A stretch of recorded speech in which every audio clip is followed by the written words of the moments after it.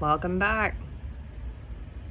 Today is supposed to be a general strike in solidarity with Minneapolis.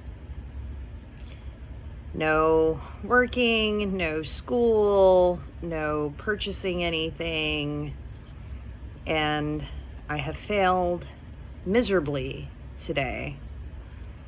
I went to work and my kids were not in school, but that was weather related. As you can tell, it's cold here where I am. And I went to the store because snow is coming in an area that we normally don't experience this type of weather. So we had snow last week and I had to go to the store again to get a couple of things. So I spent money. So I failed the strike miserably. And it's not because they don't care, and it's not because they don't want to show solidarity for Minneapolis, but extenuating circumstances, weather, things. And here's the thing. Strike is a great idea. I totally support it. I agree with the people who are doing it. I support the ones who are doing it today. Wonderful. However, a one-day strike is not going to do shit. It's just not. It's a drop in the bucket. If we're going to do a strike, we need to do a real one. Weeks, month, couple of months. We need to do it big, and we need to do it for a long time, not just a day, especially this time of year with this weather shit going on. It's just unbelievable. But it needs to be longer lasting. It was really interesting because when I did go to the store today, you should have seen the empty shelves. Oh boy, oh boy. I mean, everything. Vegetables, fresh vegetables, which are just always there. That's most of my diet. And gone. I had to get frozen vegetables. I hardly ever do that. But yeah, store shelves were empty. Little foreboding, I think, with something we might be seeing in the future. But anyways, yes, a strike. Let's do it. Let's do it longer and be able to plan better for it. Because we're going to have to be able to provide for each other. We're going to have to really focus on building up our communities and our networks. Mutual aid. I didn't need to get much from the store today because I make sure to buy certain things in bulk and to keep stuff on hand. But if we are going to do a long strike, we need to make sure that everybody participating has what they need. And certain people are going to have to work. Medical, things like that. So this is something that we should continue brainstorming and discussing and planning better in the future to do longer. I think it's a good idea, but I also think that a lot of what we're currently doing is screwing around, and we need to go big or go home. Hit them harder. So this strike. The point of the strike is if no billionaires showed up to work, no CEOs for a month, nothing would fucking change. Life would go on. But if workers, if labor didn't show up, everything would grind to a halt. And that's the point, is to make a point and to starve the beast. So this is something I think that should be planned to be more efficient and longer lasting in the future.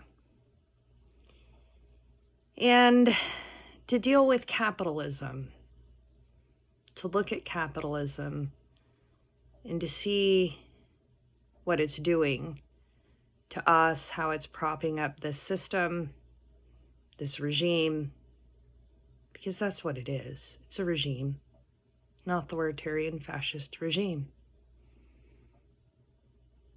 And fascism rises as capitalism declines and goes into the end stage, which is where we're at.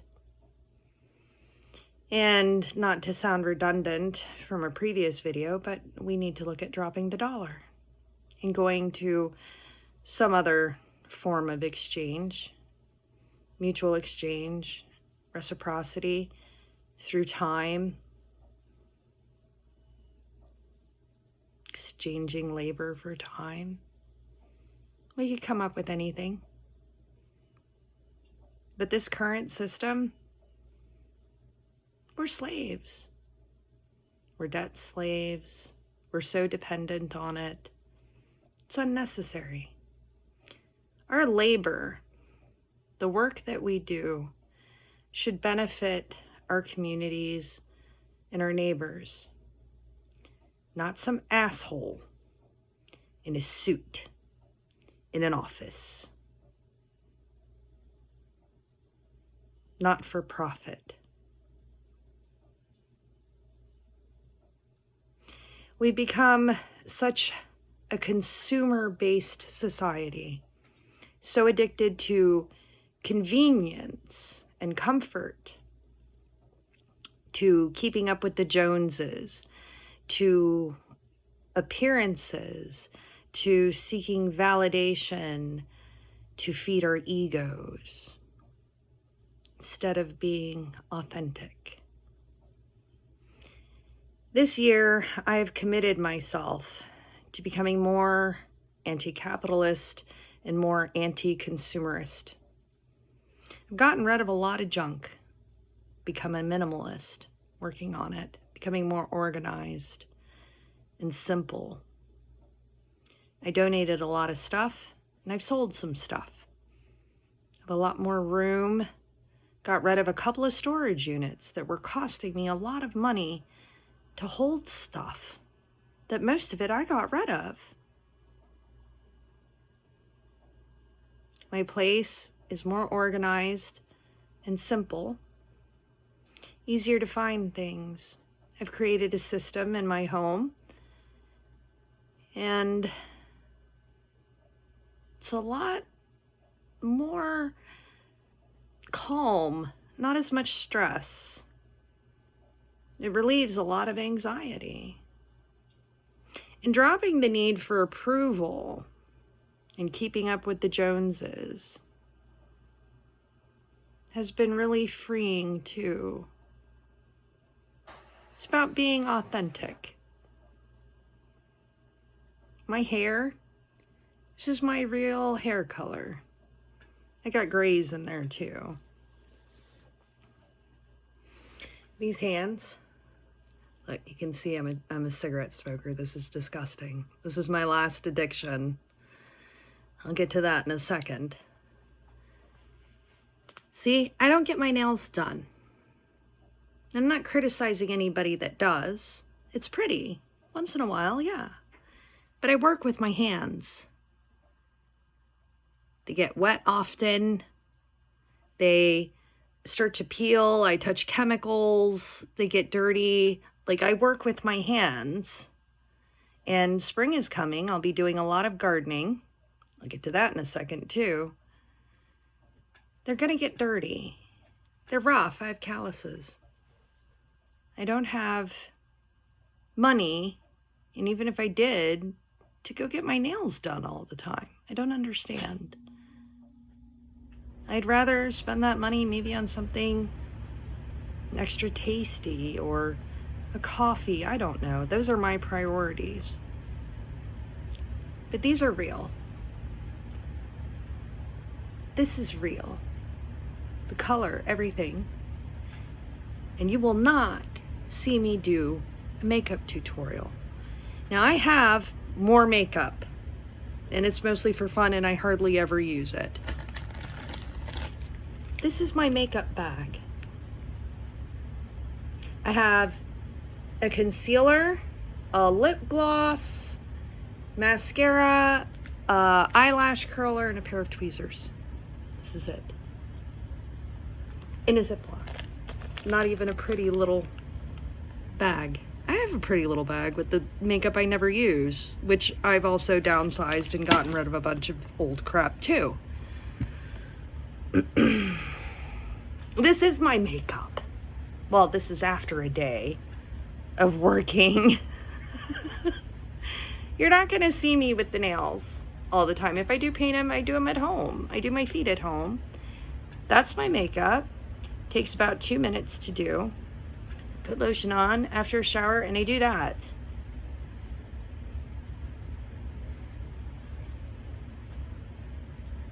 Why? Look at this. This was a gift. This was a donation. This is thrift. My jeans are thrift. I spend money on nice boots and shoes that are comfortable and hiking. Most of my clothes are thrift. And I will continue to do that and get even more into free cycle, free markets, trading things. Because stuff, the more stuff you have, you ever notice? It's almost like it owns you. Why? We throw so much shit away. Most of what we have, we throw away. When we die, somebody else is going to get it, and they'll probably throw it away too. Why? To impress who? This is a brand name. You can go to the thrift store and get brand name shit. Did you know that? For a fraction of the cost? We spend all this money. And I'm terrible. For a while, I did have a DoorDash addiction. I was sick last year and I couldn't get out much. And I had DoorDash and Walmart delivery. Do you know how much money you can save by eating simply and cooking at home? And if you go vegetarian, you save even more money because you're not paying for meat.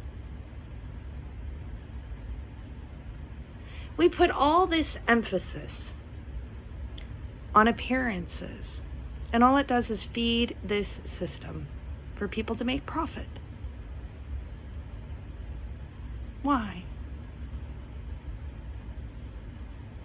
I'd like to start a library this year on my property for books, DVDs, and tools to share. Why do we have to go out and buy something new when we can just ask our neighbor? And build trust and reputation capital. That is the only capital that is going to matter. I promise you. In this material world or in the mental, emotional, spiritual world, who you are and how authentic you choose to be. The economy is tanking. It will tank, and it will eventually go completely under. The world is scrambling. The United States government is scrambling.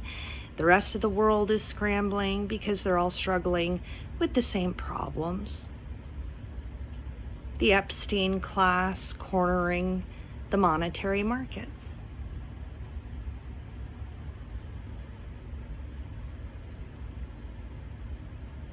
Nah.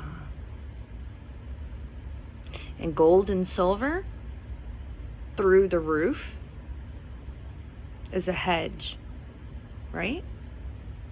Crypto as a hedge. But let me ask you a question. Even though that stuff is gaining more value now, it's correcting, right? As the dollar becomes more devalued and inflated. Debt-based fractional reserve currency. Imaginary numbers.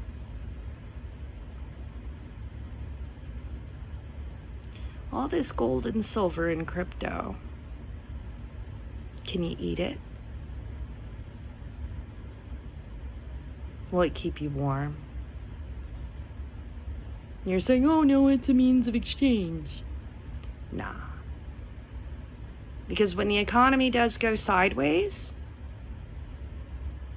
you're gonna buy a loaf of bread with a gold coin. Oh, that's what silver's for. Smaller denominations and amounts.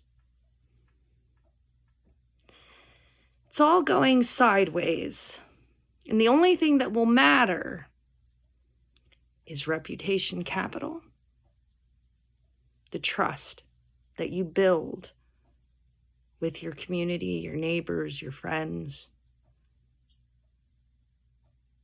That reputation and skills. Food. Can you grow it? Can you forage it? Can you hunt it? Can you make it? Can you cook it? Do you know how to preserve it? Do you know how to preserve it if there's no fancy canning equipment? If there's no electricity? Do you know how to filter water? Do you know how to distill water? Do you know how to catch water into a containment system? Do you understand what I'm saying? Skills. Do you know how to read a map? Do you know how to drive a stick shift? Can you drive anything big? And those things that you can drive, do you know how to take them apart and put them back together again? Do you know how to fix them? Do you know how to fix things? Do you know how to sew? Do you know how to bandage a wound? Do you know what symptoms to look out for infection? Do you know how to stay warm? Can you build a fire and maintain it? Can you take a piss outside without feeling freaked out? Can you identify bugs and animals, their sounds, without being scared by it? You can go to the gym 5 days a week and get 6-pack abs and a poppin' booty. But can you put on 25, 50 pound, 75 pounds of gear and walk 5, 10, 20 miles? Can you camp? Can you deliver a baby? Do you know how to use a radio? A ham radio? Do you know Morse code? Do you know how to de-escalate a situation? Do you know the difference between a mental health crisis and somebody struggling with substance abuse? Do you know the difference between that and somebody with low blood sugar or super high blood sugar?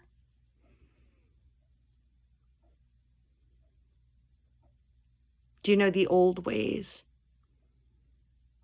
Grandma's ways? Country ways? Can you climb a tree? Can you go fishing? Do you know how to exercise your Second Amendment? Do you understand what I'm saying? Those things and reputation are true capital. Skills, the labor, the work that you can provide, the things that you know, the knowledge, your abilities, your skills.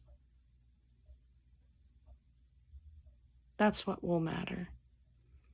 Even when all the paper money, which isn't very much compared to the imaginary digital numbers floating around in space that aren't even real, more than all the gold and silver or crypto. Do you have skills? Do you have addictions that you need to address? Are you a slave to something? Drugs, alcohol? Mine is cigarettes. I'm working on it. It's my last vice. Look, I look like an old man.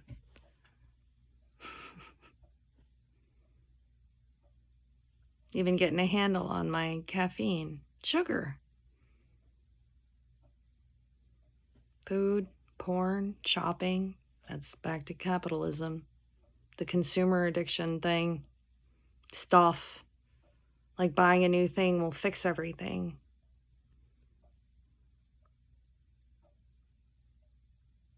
Addictions are a bitch. And back to the gardening thing. Seeds. That's a good currency. Heirloom, organic, non-GMO. Do you know how to grow food? You better start. Or at least learn how to forage it. Do you know you can eat dandelions? Fun stuff like that. Do you know how much protein you need a day? And I'm not talking for weightlifting, Jesus Christ. Do you know how much salt you need a day? How much potassium? How much water?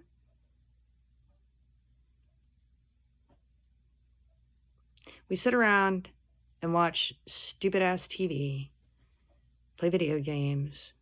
People are addicted to porn and their phones. I'm guilty of doom scrolling myself, but I'm also addicted to learning.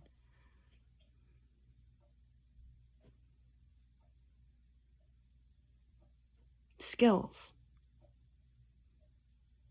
So that if there is a long strike, you can survive.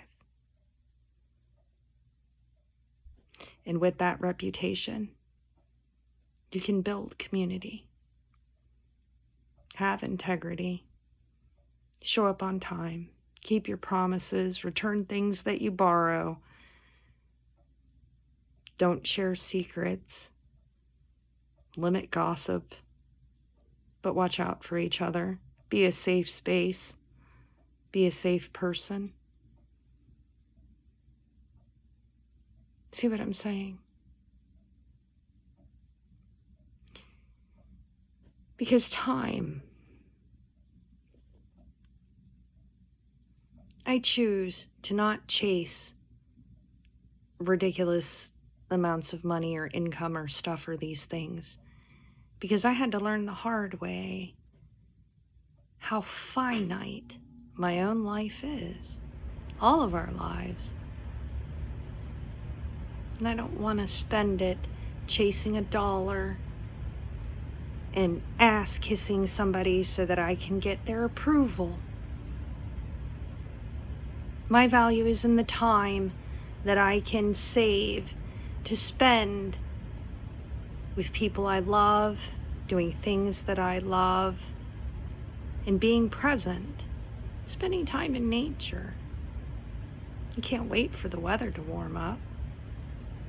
Spend time with my kids, do things with them, make enough money to get by, survive, take care of them, and maybe have a little bit of emergency savings. I am not a Christian, but I love me some Jesus. And I fully believe he meant it when he said, "It is easier for a camel to go through the eye of a needle than a rich man to enter the kingdom of heaven. It's not about stuff. It's not about vanity. It's about being here now, being clear-minded enough, sober-minded enough to be real and to tell the truth and to be here now. Life is too short to waste it working your ass off to make somebody else a profit. To waste that time that you could be spending with your family or people you love or doing whatever the fuck you love. I'm gonna be at the park. I'm gonna be out playing with my plants.